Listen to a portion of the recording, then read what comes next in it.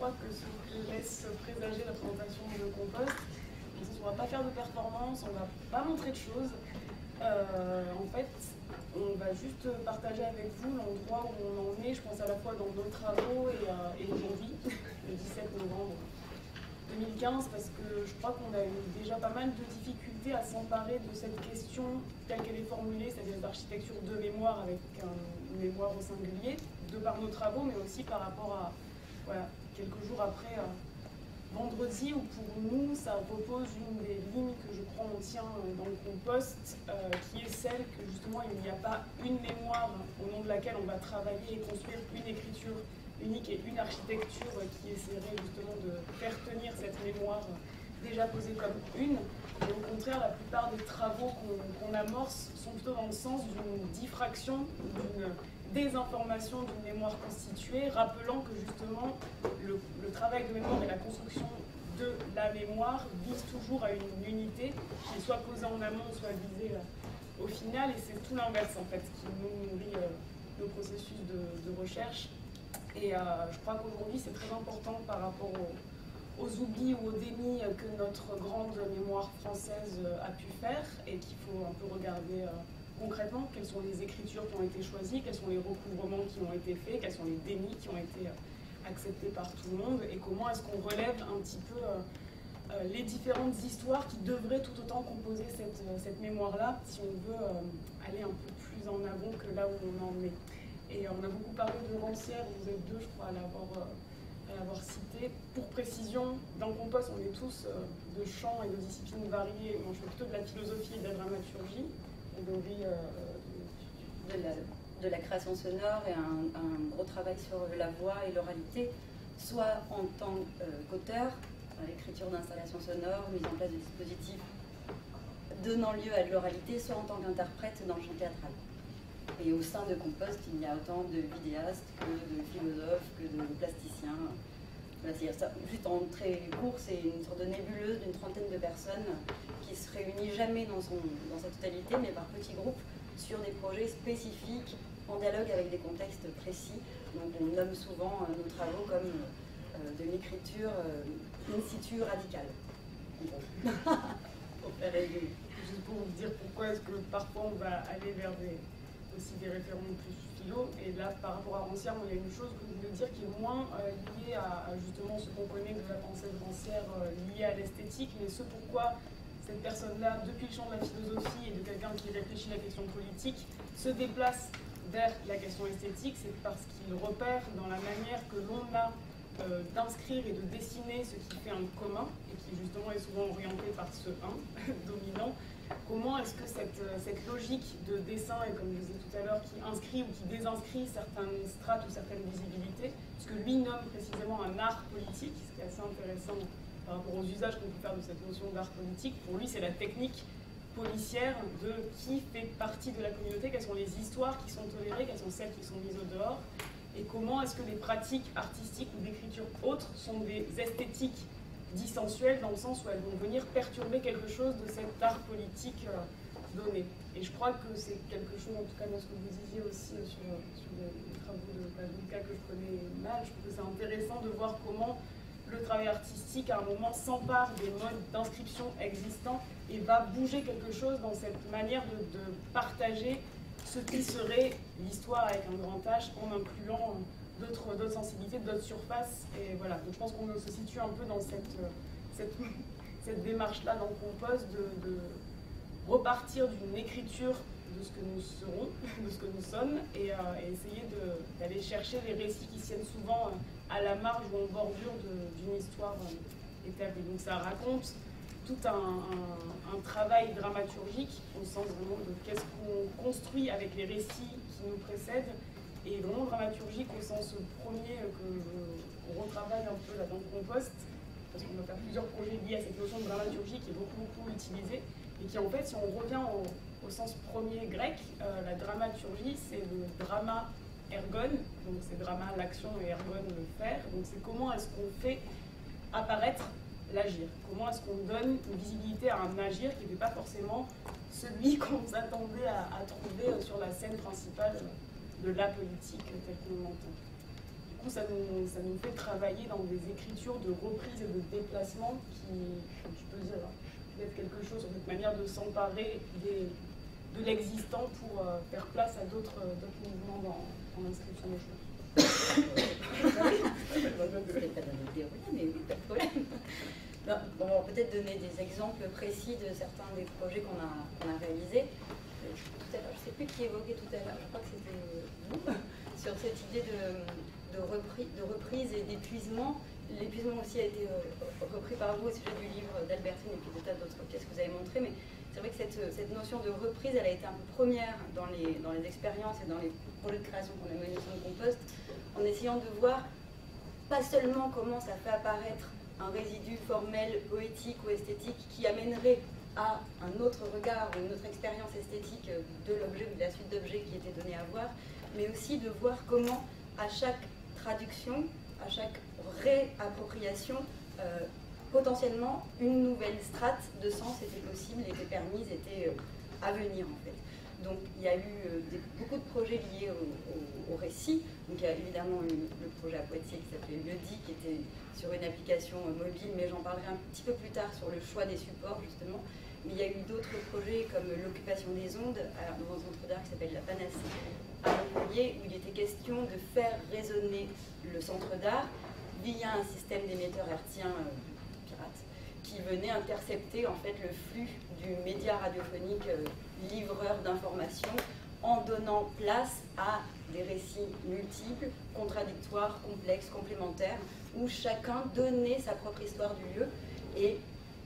on suivait une sorte d'enquête complètement rhizomatique où un rendez-vous avec la femme de ménage du lieu qui nous donnait son histoire du lieu.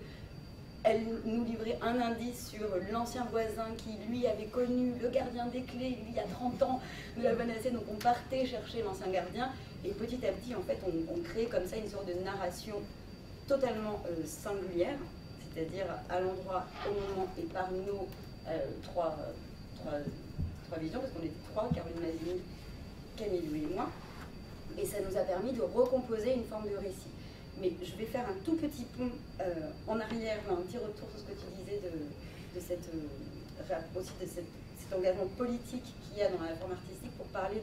du projet du comité invisible aussi, parce que je pense que c'est important. Donc ça ne s'intègre pas du tout dans un champ purement poétique, mais dans un champ de réécriture. Donc le comité invisible, qui est à peu près un groupe de résistance pour l'instant français. Ils ont mis en place une série d'ateliers où ils proposent aux participants de lire des textes de loi de la Constitution, de les lire, de les commenter et de les réécrire. Et de les envoyer aux instances qui auraient possiblement un pouvoir ou la possibilité d'en faire quelque chose. Et cette idée-là de se dire, voilà, le support d'inscription des textes de loi est aussi potentiellement quelque chose qui peut être réapproprié, repris, détourné, poétiquement, formellement dans le contenu, mais qui fait que cette ligne-là de faire trace d'un point de vue de la loi, de là où on en est, dans le monde dans lequel on est, on peut aussi s'approprier cette chose-là et en faire des textes de forme complètement exposée, complexe et non spécialiste, entre guillemets, mais civique ou citoyenne, ou tu te dis un autre mot hier.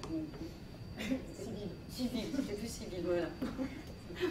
Donc c'était important de parler un petit peu de leur pratique et ça me fait rebondir aussi sur quelque chose qui se passe depuis une vingtaine d'années en Italie. Donc on a beaucoup parlé du théâtre de mémoire tout à l'heure. Donc là ça s'appelle le théâtre de récit ou alors théâtre de narration. Il y a les deux traductions qui sont possibles avec des auteurs comme Baliani ou Giuliana Musso et puis bien d'autres qui en fait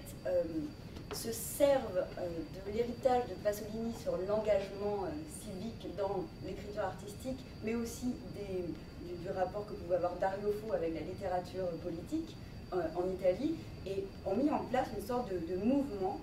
qui consiste à mettre en scène les auteurs des textes, qui sont les interprètes, dans un décor dépouillé, une scénographie très très vide et pauvre, on va dire, en vue de donner une parole singulière à la première personne, qui ressemble presque à des logiques de conte ou de one-man show, mais qui viendrait faire croiser les récits intimes de ces auteurs et le grand récit historique de leur pays, en l'occurrence l'Italie. Et le mouvement qu'on voit, c'est qu'entre 90 et 2000, plus les politiques culturelles et les politiques culturelles du pays chutaient, et plus ce mouvement de théâtre de narration se déployait et se précisait. Donc ce qui est intéressant là-dedans, c'est que ça reste des visions et des lectures singulières de l'histoire. Donc avec tout ce que ça vient entrechoquer, trouer, percer du récit historique qu'on aurait pu donner de la situation politique en Italie. Et il y avait aussi le plus dans votre champ, c'est l'impression de ce que l'on a entendu hier, c'est plus du champ des arts visuels aussi. Donc, on pensait à l'Atlas Group, c'est un groupe d'artistes libanais qui, le chef de file, on va dire, est Rabi, et qui part justement de cette idée que, par rapport à ce qu'on dit sur le déplacement du récit historique ou sur le déplacement d'une mémoire héritée, la fonction de l'artiste ne va pas être celui qui justement va raconter la bonne histoire qu'il faudrait suivre, mais va être celui qui, à l'inverse, et là aussi c'est très rancérien, va révéler la nature fictionnelle de tout récit d'histoire. Et donc au Liban, la façon dont la guerre a été abordée, surtout la loi d'amnistie qui a été votée en 91, qui à un moment dit ça en fait on l'oublie, on ne l'étudiera pas, on ne peut pas même en avoir accès dans les écoles. C'est une chose, vous avez parlé tout à l'heure du Cambodge, où on a travaillé récemment en Haïti, je vais y revenir un peu plus tard, et c'est quand même assez intéressant cet endroit-là, la place de la réécriture ou de l'ouverture des archives quand elles sont fermées ou invisibles ou absentes, la manière dont une démarche artistique va pouvoir trouver des passerelles qui ne vont pas être, encore une fois, de trouver les documents, la question des documents, on s'en parlait tout à l'heure, ne vont pas de trouver les documents qu'une histoire plus officielle aurait cachés, mais aussi plutôt révéler la façon dont tout ça est une question de réappropriation collective et politique, à partir du moment où on se dit que nous sommes les auteurs de l'histoire qui nous construit aujourd'hui, au présent. Et c'est assez intéressant de voir dans ces situations conflictuelles, et notamment de situations post-dictatoriales, comme en Haïti, que la question, c'est pas une question de commémoration, c'est pas une question d'un rapport à l'histoire et à la mémoire qui serait purement tourné vers le passé et de ce qu'on n'a pas suffisamment regardé, mais c'est à chaque fois très très lié à qu'est-ce qu'on construit maintenant au présent comme situation, comme régime politique. En Haïti, par exemple, si on se dit qu'on veut mettre en place une réelle démocratie en Haïti, il est impossible qu'on continue à avancer sur des restes d'une dictature qui n'a pas été observée, étudiée, critiquée par une population qui continue, pour une grande partie de ses habitants, à soutenir que c'était mieux avant. Sauf que ce mieux avant, ce sont des illusions à partir desquelles on construit une vision du présent qui nécessite à ce qu'il y ait une déformation, réinformation de l'histoire. Là, c'est vraiment intéressant ce qui est en train de se jouer à cet endroit-là en Haïti. Et je saute par rapport au plan qu'on avait prévu, mais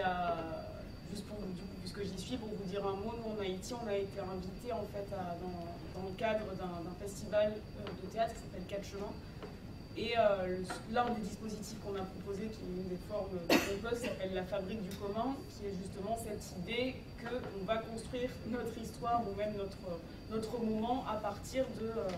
des conversations qui vont être générées autour d'une problématique qui nous est commune. Donc ça peut ressembler à un temps de travail où les gens sont répartis par petites tables de conversation, mais c'est toute une écriture, encore une fois, des traitements dramaturgiques à partir de voix et d'histoires collectées en amont, qui permettent d'introduire une question qui sera ensuite mise en conversation avec les différentes personnes qui rejoignent ce moment de la fabrique du commun. Et en Haïti, tout l'enjeu était justement de rencontrer des acteurs variés de cette mémoire ou de cette absence de mémoire en faisant tout autant place à ceux qui commencent un petit peu à travailler sur la question qu'à ceux qui justement n'ont aucune conscience ou qui justement refusent de se poser la question de quelle mémoire nous partageons aujourd'hui. Et sans être dans une logique de on va chercher un témoignage journalistiquement, mais c'est vraiment cette pratique, je crois, qui est très importante dans le collectif, du dissensus. Et comment est-ce que finalement, à partir du moment où on se dit que l'histoire est forcément multiple, ça implique de notre part d'accepter les contradictions, les entrechoquements, les frictions entre les histoires, sans chercher à ce qu'elles se mettent d'accord vers le consensus habituellement recherché, mais plutôt de se dire que c'est dans cette rencontre des rapports hétérogènes, qui s'appelle une expérience, tout simplement, c'est dans cette rencontre-là que quelque chose de l'ordre d'une expérience artistique se produit et qu'une expérience de mémoire activée se produit par rapport à ce qu'on a pu voir. Et du coup, ça fait aussi se poser la question de comment, pas simplement rendre compte, mais comment tracer et sur quel support ce genre de collecte, de récits, de voix, de données, de ressources, même de points de vue, certains des projets, comment tout ça ne vient pas remplir forcément des systèmes prépensés ou des organisations, des architectures échafaudées en amont, mais plutôt vient bouger dans le même temps qu'elles sont produites un système d'écriture particulier. Donc je fais le petit pont sur les dramaturgies spécifiques à chaque projet. Ce qui s'est passé depuis le début dans Compost, c'est qu'on n'a jamais été spécialiste d'un média ou d'une pratique. On a vraiment œuvré de manière complètement transversale, pas du tout par envie d'exotisme ou de totalité, mais plutôt parce qu'en fait, ce souci d'écriture in situ radicale nous a un peu obligés à avoir, alors non pas des résolutions dramaturgiques, mais des inventions dramaturgiques spécifiques. Donc il s'est avéré que pour travailler avec une ville avec son sens stratifié, sédimenté, élargi, en mouvement, où commence et où s'arrête la ville, et bien finalement, l'outil téléphonique sur mobile qui permettait le rapport individuel de la personne et son déplacement était le plus correspondant pour partager, pratiquer l'écoute et l'enregistrement de ces récits. Mais on a aussi travaillé dans ce centre d'art avec des émetteurs hertziens parce qu'il s'agissait de venir interrompre un flux et que finalement le média radiophonique hertzien persistant était le plus proche en fait des questions qu'on avait à ce moment-là. Donc de regarder que petit à petit, en passant même de l'homme seul qui s'adresse à un groupe à des outils relativement poussés dans leur technologie, de voir que chaque fois c'est venu c'est devenu un dialogue avec le territoire, oui, l'espace et le temps dans lequel on venait se poser, ça nous fait nous poser des questions aussi de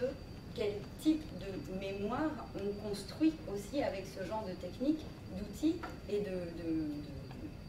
dynamique plus que de système. Parce que finalement, ce qui ferait construction de la mémoire, c'est pas tant l'organisation des données et la multiplicité des informations qu'on pourrait leur attribuer, parce qu'évidemment qu'on pourrait informer de données, de métadonnées, tous nos récits, il n'y aurait aucun souci, mais de se mettre dans un point de vue centralisant et globalisant, même s'il était fait à des milliards de mains, ce serait l'inverse pour nous de ce qu'on est en train de chercher à faire, c'est-à-dire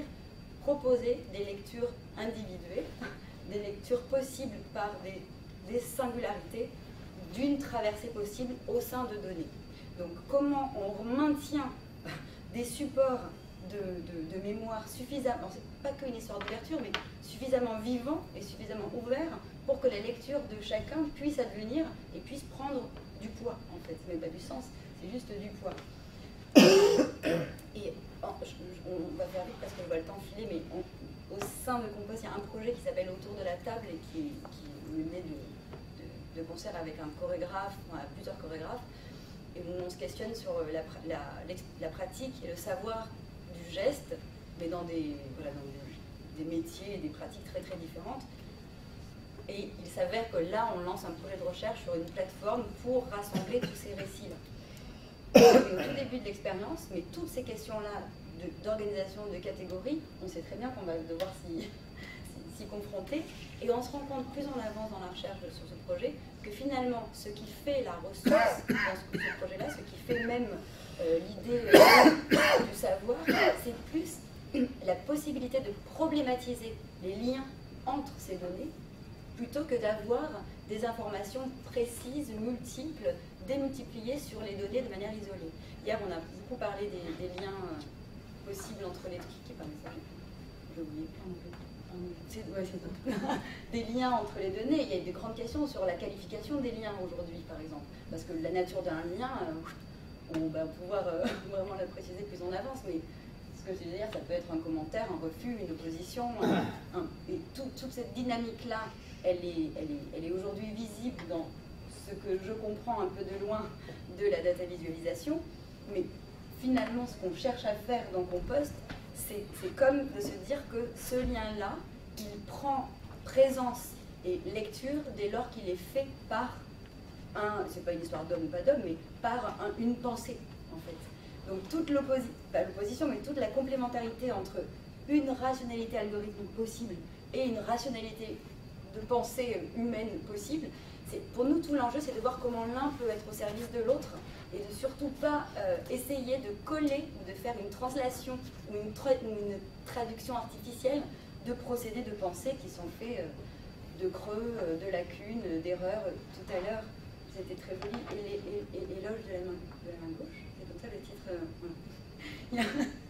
Je suis très curieuse de lire ce livre, du coup. Mais de montrer un petit peu comment, finalement, ça ne serait pas tant juste la force du tissage, mais la force de